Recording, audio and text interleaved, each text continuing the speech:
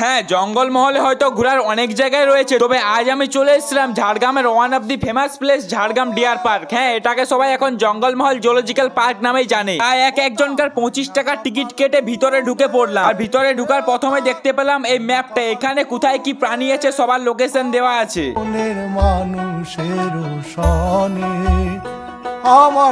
আর এখানের এই ভাল্লুকটিকে দেখে মনে হচ্ছিল সে জন্য নেশা করেছিল, কারণ সে তো শুধু মাথায় নাড়ছে। আর এই মালটার কথা হয়তো তোমাদেরকে বলতে হবে না, কারণ এই মালটাকে হয়তো তোমরা সবাই চেনো।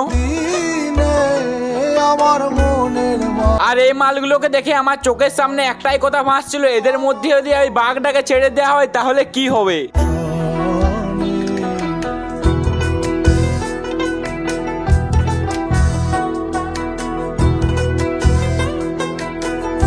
আর গাইস, এই পার্কে আর তেমন কিছু দেখতে পাইনি, তো চলো তাহলে আসি, বাই।